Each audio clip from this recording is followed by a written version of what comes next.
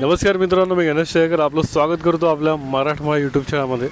व्हिडिओचं title पण तुम्हाला नक्कीच कळलं असेल आजच्या आपल्या व्हिडिओमध्ये काय असणार आहे. यस, मला खूप लोकांनी प्रश्न विचारले होते की जर जर तो व्हिडिओ तुम्ही पाहिला नसेल तर वरती आयकॉनवर लिंक असेल किंवा लिंक डिस्क्रिप्शन बॉक्समध्ये जाऊन तुम्ही नक्की बघा. त्यात मी भन्सार कसं बनतं किंवा रोड टॅक्स कसं बनतं ते सांगितलेलं आहे. आणि बघत असाल माझ्या हातामध्ये मस्टँगचं परमिट आहे. आता ह्याची प्रोसेस तुम्हाला सांगतो. जे लोकेशन आहे त्याची जी लोकेशनची जी लिंक आहे ती तुम्हाला डिस्क्रिप्शन बॉक्समध्ये पाहायला भेटेल. असं एक ऑफिस आहे बघत असाल. आता आतमध्ये आपण शूट नाही करू शकत कारण की त्यांनी बोललं आहे, तसं लिहिलं पण आहे तिथे. आणि आपली बाईक बघा तिथं उभी आहे. एवढंच असं एक ऑफिस आहे. पण यासाठी काय लागतं, तुमचं आधार कार्ड लागतं किंवा वोटिंग आय डी असेल तर चालेल.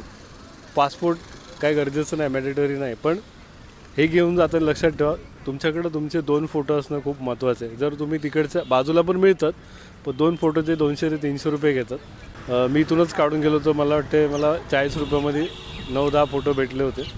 आणि त्यानंतर ह्याची फीस किती, म्हणजे किती पैसे लागतात, तर नेपाळ रुपीजमध्ये ह्याचे 1000 रुपये लागतात आणि इंडियन रुपीजमध्ये कन्वर्ट केले तर 600 रुपये लागतात.